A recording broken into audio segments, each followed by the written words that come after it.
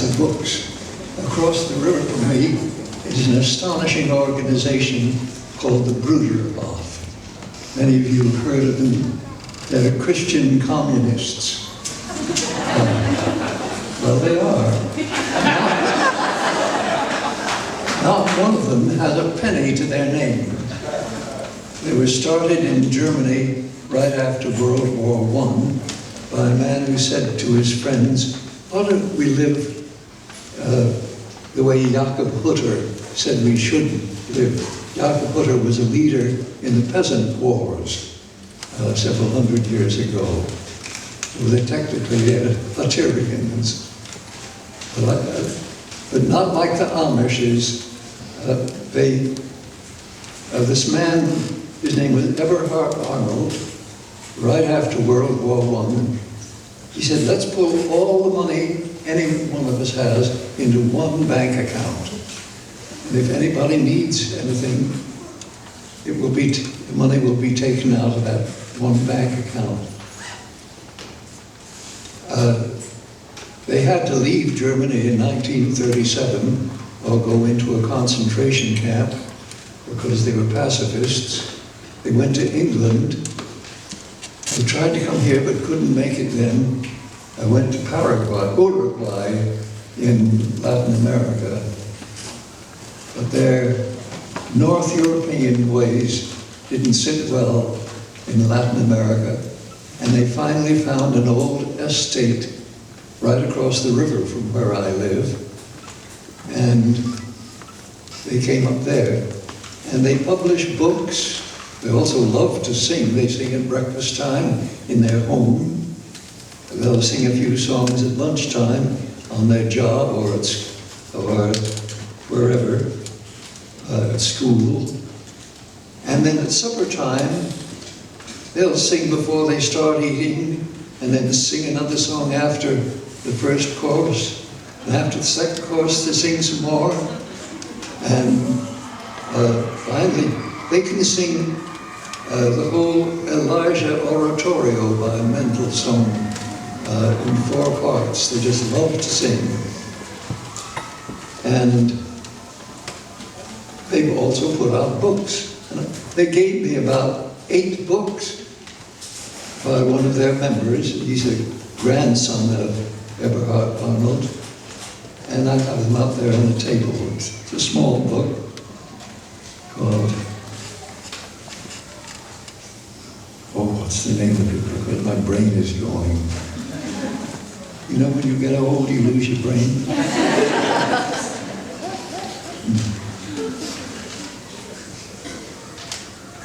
It's well known, but it's no fun. But anyway, those 8 books are out there. Also, if anybody would like to memorize the words of the Gettysburg Address, I have about 20 copies of it here. You know, on November 19th, it will be 150 years since Lincoln gave that extraordinary speech. And I found a way to memorize it much easier than jamming it into a couple of paragraphs. I spread it out. Each line is a new sentence. 77 years ago, our fathers brought forth upon this continent a new nation, conceived in liberty and dedicated to the proposition that all men are created equal. Now we are engaged in a great civil war, testing whether that nation, or any nation so conceived and so dedicated, can long endure. We are met on a great battlefield of that war. We have come to dedicate a portion of that field as a final resting place for those who here gave their lives that that nation might live. It is altogether fitting and proper that we should do this, but in a larger sense, we cannot dedicate, we cannot consecrate, we cannot hallow this ground. The brave men, living and dead, who struggle here, have consecrated it far above our poor power to add or detract. The world will little note nor long remember what we say here, but it can never forget what they did here. It is rather for us to be dedicated to the unfinished work which they who fought here have thus far so nobly advanced. It is rather for us to be here dedicated to the great task remaining before us, that from these honored dead we take increased devotion to that cause for which they here gave the last full measure of devotion. That we here highly resolve that these dead shall not have died in vain. That this nation under God shall have a new birth of freedom, and the government of the people, by the people, for the people, shall not perish from the earth.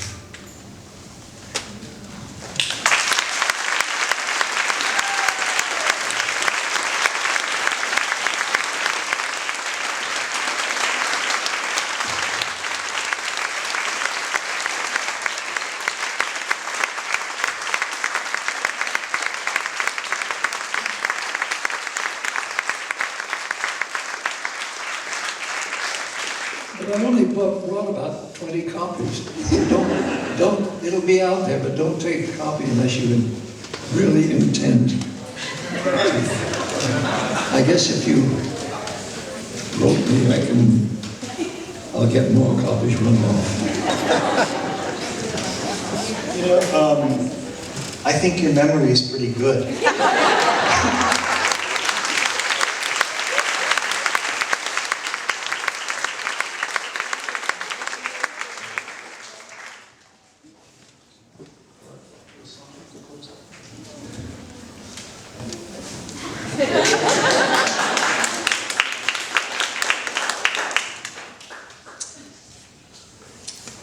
If I go into a class of very small children, like a second or third grade,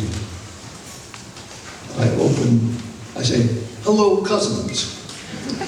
Well, they're a little surprised. So I say, "We're not first cousins, that's when you have the same grandparent."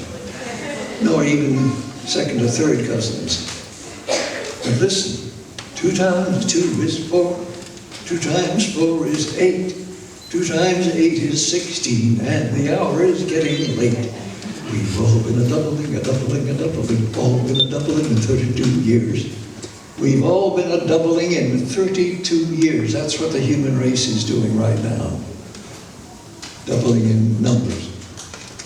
Twice 16 is 32. Next comes 64.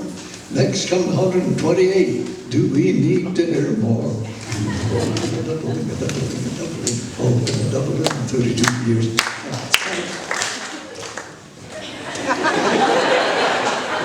You have to sing it. And it's kind of fun when 20 kids all find themselves saying doubling and doubling and doubling and doubling and doubling.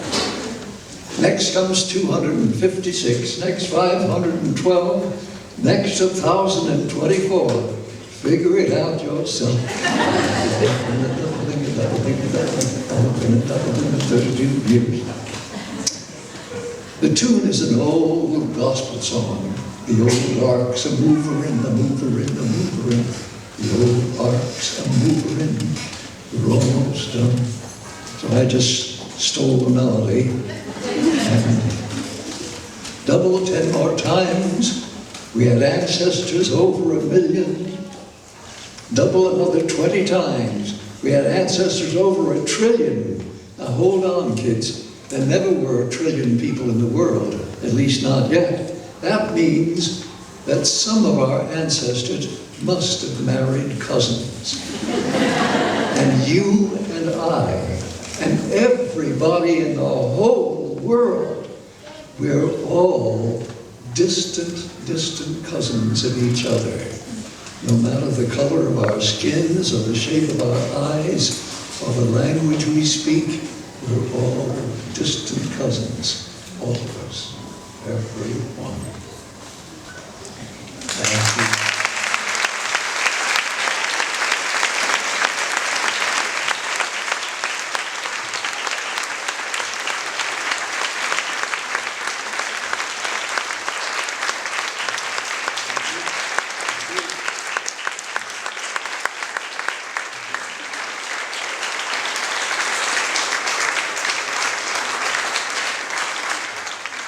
Thank you, everyone, for coming out to Manhattanville.